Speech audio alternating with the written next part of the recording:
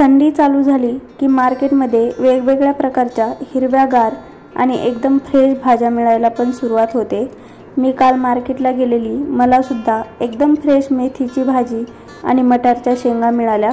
मी लगेच घेऊन आले। नमस्कार, खूप खूप स्वागत आहे माझ्या कुकिंग लंच ब्लॉगमध्ये। आज मी लंच बॉक्ससाठी अगदी हॉटेल स्टाईल आणि हेल्दी अशी मेथी मटार मलाई बनवणार आहे। बनवायला सोपी आणि खायला टेस्टी अशी ही मेथी मटार मलाई अगदी झटपट बनून तयार होते। त्यासाठी सगळ्यात आधी आपल्याला मटार बॉईल करून घ्यायचे आहेत। मटार तोपर्यंत बॉईल करायचे जोपर्यंत हे पूर्ण सॉफ्ट होत नाही। मटार व्यवस्थित बॉईल झाले की चाळणीतून गाळून घ्यायचे आणि परत याला थंड पाण्यामध्येच टाकून ठेवायचं। बाकीची तयारी करूयात।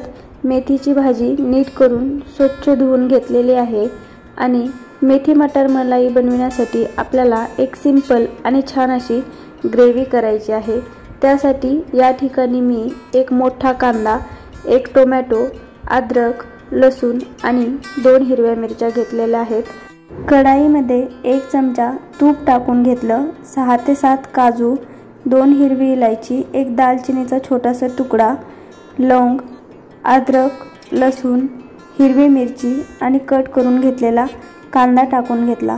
कांद्याला छान असा ब्राऊन कलर येईपर्यंत कांदा परतून घ्यायचा आहे। या ठिकाणी कांद्याला ब्राऊन कलर आला की लगेच यामध्ये टोमॅटो टाकून घ्यायचे आणि थोडंसं मीठ टाकायचं, म्हणजे टोमॅटो लवकर सॉफ्ट होतात। आता टोमॅटो सॉफ्ट होईपर्यंत इकडे मी घी राईस बनवणार आहे। घी राईस लहान मुले खूप आवडीने खातात, खायला पण खूप म्हणजे खूप टेस्टी लागतो। कुकरमध्ये 1.5 चमचा तूप टाकून घेतलं। आता यामध्ये सगळे खडे मसाले टाकून घ्यायचे। दालचिनी, लवंग, 2 हिरवी इलायची, 1 स्टार फूल, 1 तेजपत्ता, जावित्रीचा थोडासा तुकडा आणि 1 मीडियम साईजचा कांदा मी स्लाइसमध्ये कट करून घेतला होता। कांद्याला छान असा ब्राऊन कलर येईपर्यंत कांदा परतून घ्यायचा आहे। इकडे भाजीच्या ग्रेव्हीसाठी टोमॅटो सुद्धा पूर्ण सॉफ्ट झालेले आहेत। आता मी गॅस बंद करून घेते आणि याला आपण असंच थंड होऊ देऊयात।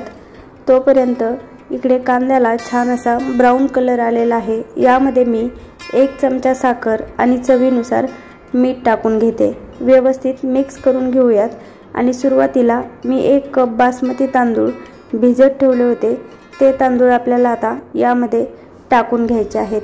1 कप बासमती तांदूळासाठी 2 कप पाणी मी घेणार आहे। तुम्ही जितका तांदूळ भिजत ठेवाल त्याच्या दुप्पट पाणी घ्यायचं। पाणी टाकून घेतलं की कुकरच्या मी मीडियम फ्लेमवरती 3 ते 4 शिट्ट्या काढून घेणार आहे। कुकरच्या शिट्ट्या होत आहेत तोपर्यंत आपण आपली भाजी तयार करून घेऊयात। या ठिकाणी मेथीची भाजी सुरुवातीला नीट करून स्वच्छ धुवून ठेवली होती। याला थोडंसं रफली कट करून चॉपरमध्ये मी चॉप करून घेणार आहे। जर तुमच्याकडे चॉपर नसेल तर तुम्ही याला बारीक कट करून घेऊ शकता। चॉपरमध्ये मेथी एकदम बारीक छान अशी चॉप झालेली आहे। जरा वेळ साईडला ठेवूयात आणि ग्रेव्हीसाठीचं मिश्रणसुद्धा पूर्ण थंड झालेलं आहे। मिक्सरच्या भांड्यामध्ये थोडंसं पाणी टाकून याला आपल्याला एकदम बारीक स्मूथ अशी पेस्ट तयार करून घ्यायची आहे। गॅसवरती कढाई ठेवून घेतली। यामध्ये 1 पळी तेल टाकून घेतलं, थोडंसं जिरं, अर्धा चमचा हळदी पावडर आणि अर्धा चमचा लाल तिखट टाकून घेतलं। लगेच यामध्ये चॉप करून घेतलेली सगळी मेथी टाकून घ्यायची आणि मेथी आपल्याला 1 ते 1.5 मिनिटं परतून घ्यायची आहे, म्हणजे यातला कडवटपणा निघून जातो। जास्त वेळ नाही, फक्त 1 ते 1.5 मिनिटं परतायची आणि लगेच यामध्ये तयार करून घेतलेली पेस्ट टाकून घ्यायची। व्यवस्थित मिक्स करून घेऊयात आणि लगेच यामध्ये आता मी 1 छोटा चमचा धने पावडर, अर्धा चमचा जिरा पावडर आणि चवीनुसार मीठ टाकून घेतलं। जास्त मसाले टाकण्याची काहीही गरज नाही, एवढ्याच मसाल्यांमध्ये भाजीला खूप छान चव येते। आता लगेच सुरुवातीला बॉईल करून घेतलेले सगळे मटार टाकून घेतले आणि थोडंसं पाणीसुद्धा टाकायचं आहे। मिक्सरचं भांडंच विसळून टाकायचं, बिलकुल काहीही वेस्ट नाही गेलं पाहिजे। भाजी बनवून ऑलमोस्ट तयार झालेलीच आहे। शेवटी या ठिकाणी मी दुधावरची मलाई घेतलेली आहे। मलाई व्यवस्थित फेटायची आणि नंतरच या भाजीमध्ये टाकून घ्यायची आहे। जर तुमच्याकडे फ्रेश क्रीम असेल तर तुम्ही तीसुद्धा यूज करू शकता। थोडासा गरम मसाला आणि कसुरी मेथी टाकून घेतली। कसुरी मेथीमुळे भाजीला खूप म्हणजे खूप छान चव येते। व्यवस्थित मिक्स करून घेऊयात। गॅस बंद करून घ्यायचा आहे। या ठिकाणी आपली ही मेथी मटार मलाई खाण्यासाठी एकदम परफेक्ट तयार झालेली आहे। तुम्ही पाहू शकता याची कन्सिस्टन्सी आणि कलर सगळंच कसं एकदम परफेक्ट झालेलं आहे। घी राईस सुद्धा बनवून तयार झालेला आहे। फक्त आपल्याला यावरती एक तडका देऊन घ्यायचा आहे। त्यासाठी एका वाटीमध्ये मी 1 चमचा तेल घेतलं। यामध्ये 7 ते 8 काजू आणि थोडेसे मनुके टाकून घेतले। व्यवस्थित परतून घ्यायचे आहेत। तुम्ही काजूच्या ऐवजी शेंगदाणे सुद्धा वापरू शकता।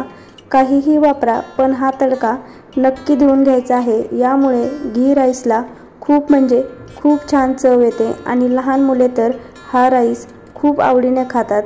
तुम्ही एकदा तरी अशा प्रकारे घी राईस तुमच्या मुलांसाठी नक्की ट्राय करून पहा। मला खात्री आहे तुम्हाला हा राईस नक्कीच आवडेल। थोडीशी फ्रेश कोथिंबीर बारीक कट करून टाकून घेतली। व्यवस्थित मिक्स करून घेऊयात आणि अशा पद्धतीने इथे आपला घी राईस खाण्यासाठी तयार आहे।